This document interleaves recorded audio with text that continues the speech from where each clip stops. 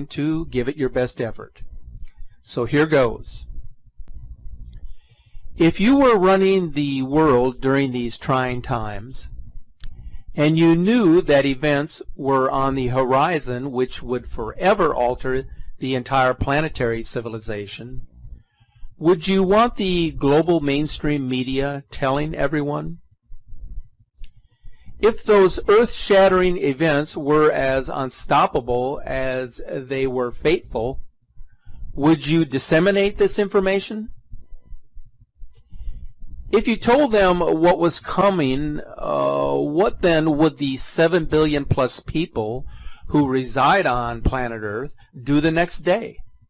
That is, after you tell them that their world is about to come to an end. Will they still go to work? Will they continue to spend money? Will many of them even want to get out of bed again after they hear what is coming? Herein lies the challenge that is faced by the elite, those who control our way of life on this planet. Bear in mind that they know exactly what is around the corner. Their strategically located observatories and high-powered telescopes give them access to scientific data and astronomical phenomena which is so compelling that they feel they have no alternative but to distract us and deceive us and divert our attention. Remember, there is one thing more than anything else which they fear. That is uncontrolled chaos. They realize that real mayhem in the streets will not treat them well. Therefore, immediate social pandemonium is their greatest worry. Unpredictable political unrest strikes fear in each of them. Uncontrollable financial instability will only serve to inhibit their control over the masses. The time is ticking away when their control over each of us begins slipping away. Now, they may have their plans in order, but their ability to control our minds will have far less influence than what they were once accustomed to. Their deep underground bunkers may not be in the most protected areas that they once thought. Their experiments with time travel and interstellar travel, wormholes and parallel universes, blank slate technology and invisibility cloaking have already proved disastrous, as this video clip suggests. If images can move back and forth across time, maybe people and objects could time travel too. Paranormal investigators say time travel has already happened. They claim that a U.S. Navy destroyer was sent through time during World War II. In a secret experiment in the Philadelphia Navy Yard, so the story goes, a destroyer escort vessel like this one was made invisible. Its name, the USS Eldridge. The intention was to produce a radar cloaking device, but when the test began, there were very unexpected results. The date was October 1943. October 1943, their final and most disastrous test, they applied power to the ship. The ship disappeared, enveloped in a green fog. The fog then subsided and the ship itself was gone. The Navy ordered the power to be turned off. The power was cut to the ship. The ship didn't come back. Moments later, it was spotted or reportedly seen in New Folk Harbor, hundreds of kilometers from Philadelphia, where it was moments before. The effect on the crew of the Eldridge was traumatic, as Navy officers were supposed to have found as they boarded the ship. When they got to the ship, they found that the crew was visibly disoriented. Some members were vomiting, and most bizarre yet, there's stories of men actually fused to the metal on the deck, still alive. The U.S. Navy denies the whole incident ever took place. The only witnesses to come forward have been figures of controversy. and investigators have an explanation for why the unfortunate crew were unable to talk. After the experiment, the men were quarantined for a number of months in a naval hospital, where eventually they were discharged mentally unfit for duty. So in case the men were to talk about the experiment or any fantastic stories, the Navy could easily say, well, they're insane. We have the papers to prove it. But the big question these days that has the undivided attention of so many individuals is the notion or the belief that something lurks within our solar system. In my video entitled The Nibiru Planet X System and its Impact on Our Solar System, we presented a short video clip which was published many years ago called Hercolubus is Coming, which documented the professed statements of Carlos Munoz Ferrara regarding Nibiru, the planet of the crossing.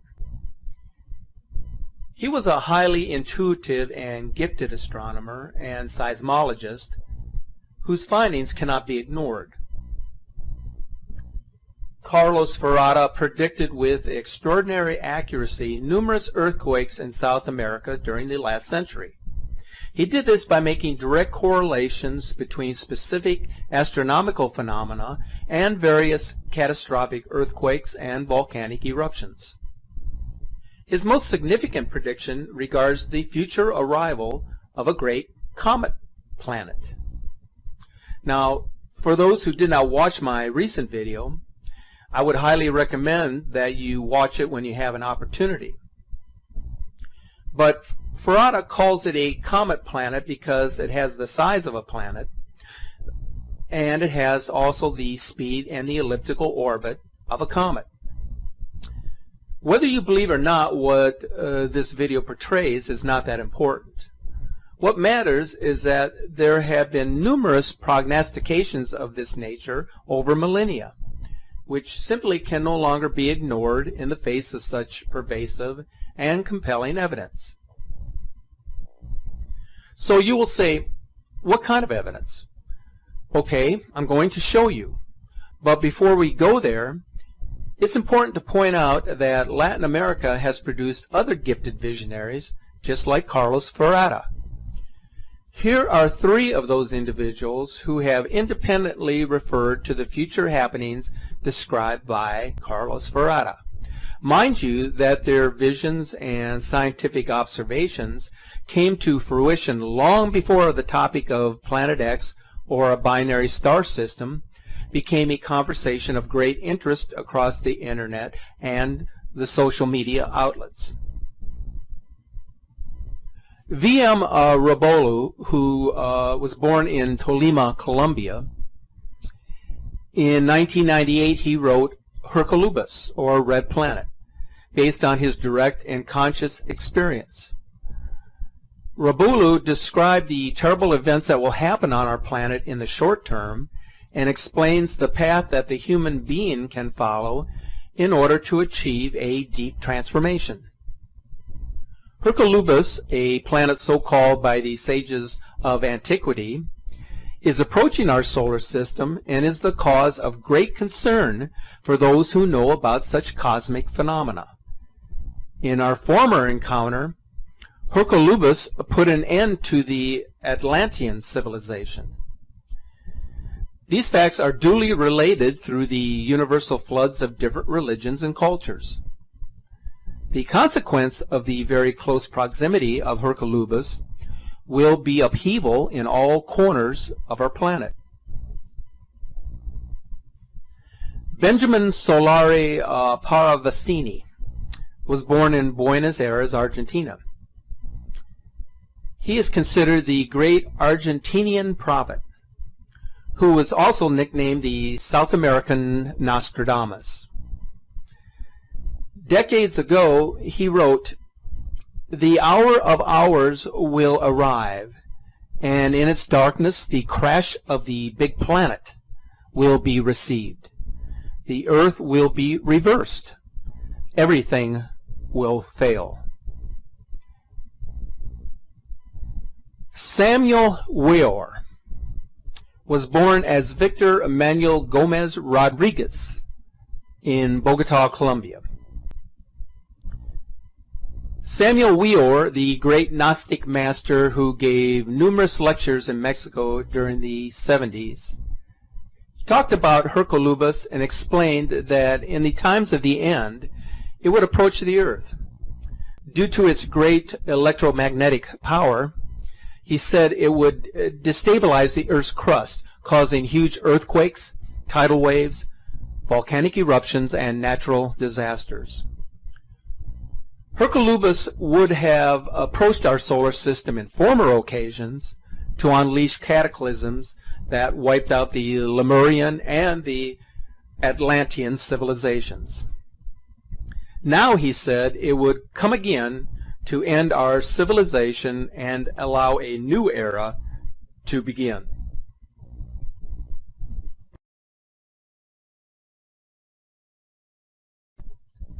Have you ever considered why the Vatican owns and operates an observatory outside of Safford, Arizona? Not only does the Vatican operate the Vatican Advanced Technology Telescope at Mount Graham International Observatory, which is located in southeast Arizona's Pinalino Mountains, they also share the same facility with the Large Binocular Telescope Observatory. The Vatican Advanced Technology Telescope, also known as the VATT, is a 1.8 meter Gregorian telescope observing in the optical and the infrared. So why infrared? Because Planet X is often referred to as a brown dwarf, which has cooled down so much that it can only be detected in this range of light frequency. Construction of the MGIO began in 1989. It currently operates and maintains facilities for 3 scientific organizations.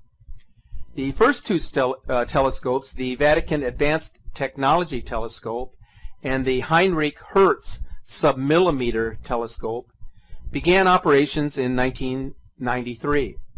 The Large Binocular Telescope, one of the world's largest and most powerful telescopes, began operations using mirrors independently in 2004, with joint operations between the 2 mirrors beginning in 2008. Now, this is according to Wikipedia, the Mount Graham International Observatory information site. So that brings us to the Vatican Secret Archives. Now, the archives has probably more volumes of original documents in the form of scriptural references, as well as historical records produced by the ancients, than any other library on earth. The Roman Catholic Church is further informed about the future of humanity from the numerous Marian apparitions which have occurred around the world over the past 200 years. It is well known in certain circles that many of the prophecies which were given to mostly children have never been released by the church hierarchy because of the dire content. Why might this be the case? Because those controllers of information know that such doses of reality are simply too much for the masses to bear. Of course, they have deliberately leaked this and that information over many decades so that those who have ears to hear will receive the messages they are meant to. The Vatican is also well aware of the St. Malachi's prophecy regarding the last 10 popes, as well as those similar revelations given in various Marian apparitions. By these and other accounts, the current Pope, Francis, will be the final Roman pontiff in the tradition of the Catholic Church of Rome. One of those prognostications presents the actual context of when the current Pope would be forced to flee Rome in December when the Great Comet is seen in the daytime. One of the latest in the series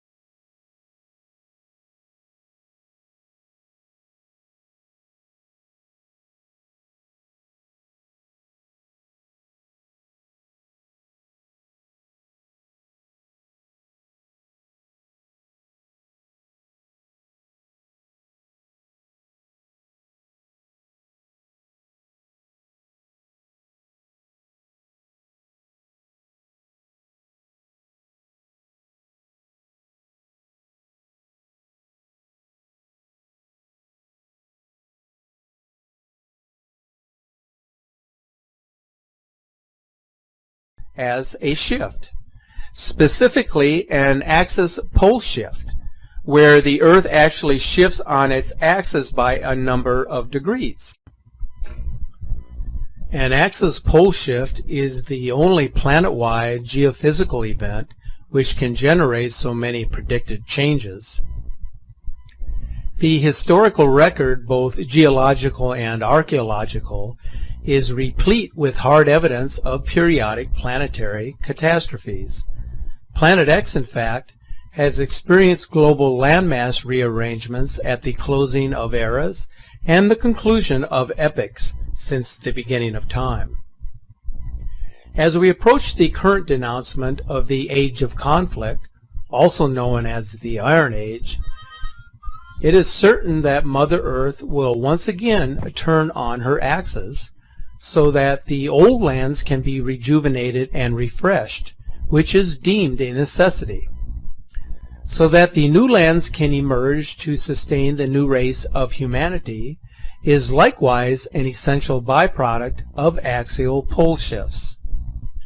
Therefore, the real question is just what kind of celestial event would provide the requisite interplanetary dynamic to precipitate a shifting of the Earth on its axis. There can be only one possible scenario for such an event to occur, and that would have to be a celestial intruder of great order that would possess all of the right stuff to cause the Earth to literally roll over and stay there as the new normal. Hence, we see more of a logical explanation than ever afforded to the various schools of thought which promote a Planet X. As you can see here, the planet of the crossing has many different names given to it. All of these names have been provided as candidates for the heavenly body, which may be responsible for both past and future catastrophes here on Earth. That's not to say that there are not other diverse possibilities when considering the various apocalyptic scenarios which the planet has been proven to undergo. However, asteroids and large meteors, gamma bursts and supernovas each have their obvious deficiencies when trying to explain an event like a pole shift. Of all of the theories which abound, and there are many on the internet, the narrative surrounding Hercolubus seems to be the most plausible. It also appears to be the one which forms the basis for all the others. Even the Nibiru story and their Anunnaki travelers seem to have originated from the Hercolubus version of earth-shaking events. It's true the Sun has been going through some major changes over the past few decades. We wonder if its a new location in the galaxy of the galactic center is enough to bring about such a profound and fundamental transformation. We also wonder if there are other galactic happenings, both seen and unseen, which may be triggering the sustaining of the Sun's new behavior. As the Sun ages, it is quite possible that it is simply entering a new phase of existence. However, there does exist an overwhelming body of evidence which points directly to the influence of a sizable planetary sphere within the outer reaches of our solar system. This would also explain many of the other recent and radical changes undergone by all of the other planets